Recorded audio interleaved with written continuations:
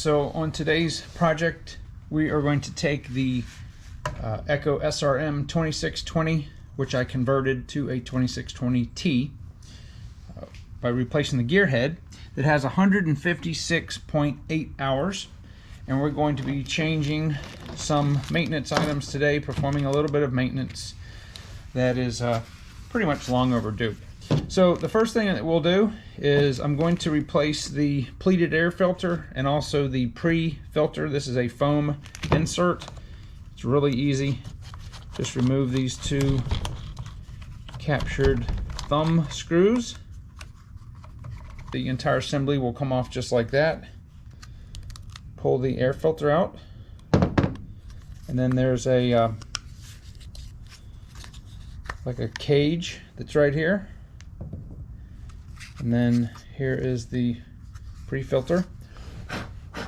Okay, so we're going to take the new pre-filter, just stick it in the area like this. We'll put the cage back on. Okay, it just snaps in like that. And then we'll take the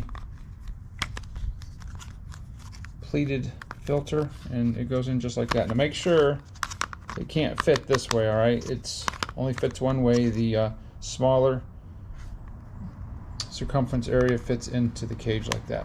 Okay. Then I will just very gently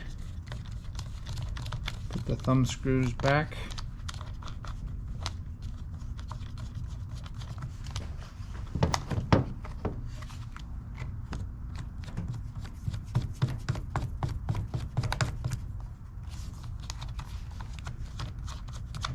Okay. All right, that's good. So that's the first thing that's out of the way. Second thing is I have a replacement. These are all Echo parts, by the way. These are not aftermarket. I have a replacement fuel filter, and to get to that, we will open the cap on the fuel tank. I'm just going to clean some of the accumulated dirt that gets around the threads and also inside the cap. I've already drained the fuel out as much as I could.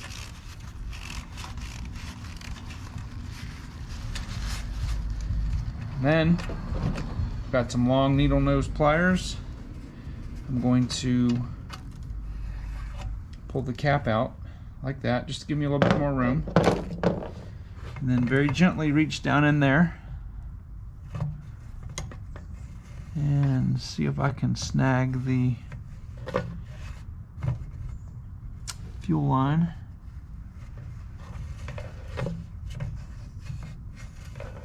You could use a long screwdriver if you wanted to. So once I get it up to where I can grab it with my hand, I'll just pull this off like this. And this fuel filter is very clean, but we're going to go ahead and replace it anyway. Now there is a little spring clamp that's, or it's not a clamp, but it's just a little spring. And let me put this like this. I want this falling back down in there. We'll take our brand new filter. Now it's got a little piece of hose on here, I guess, just to protect the end. And we'll just insert that in like that. Make sure the spring clip is on there. Okay, so it should look just like that. And here's the difference. Okay, and then just let that fall back in there.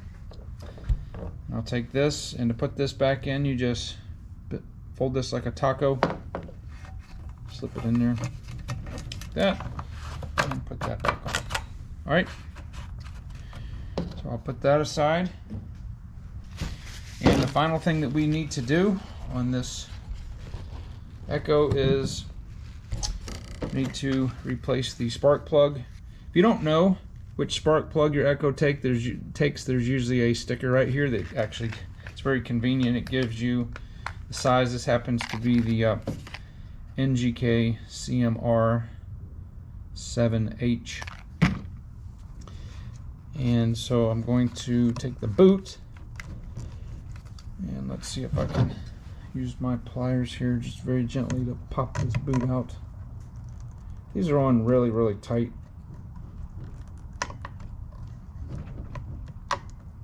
There we go. Okay, I'll pop that off. And this uses a 16mm socket. Make sure there's no dirt down in there, which is not.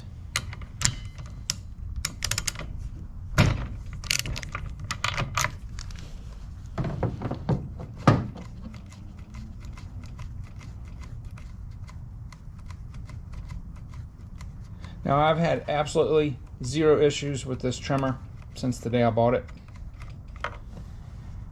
Alright, so if you look on the edge where the electrode is, it's nice. There's a nice gray or kind of brownish color to it. And I'll show you the comparison with the new plug.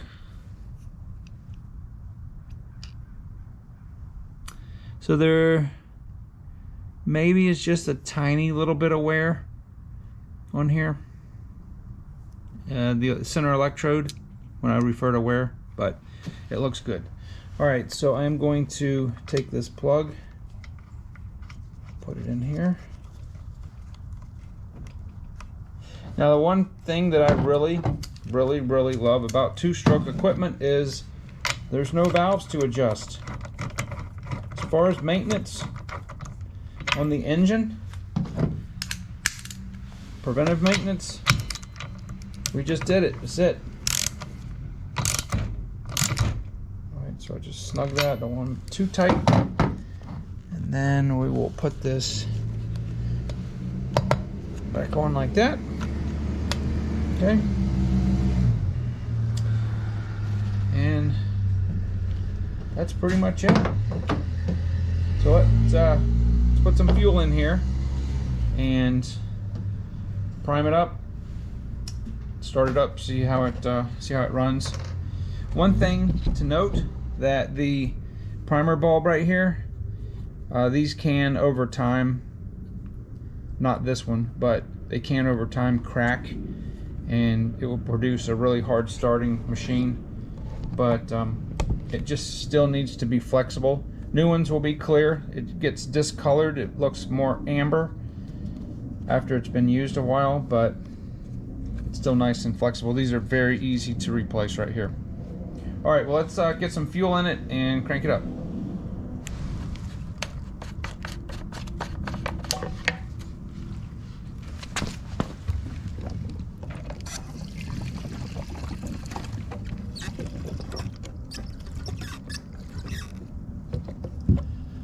So I use 90 octane ethanol free fuel in Amsoil Sabre 100:1, and have used it in this since it was brand new.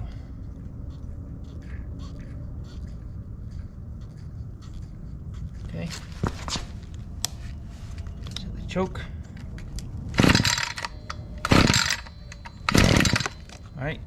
Once it bumbles a little bit, turn the choke off.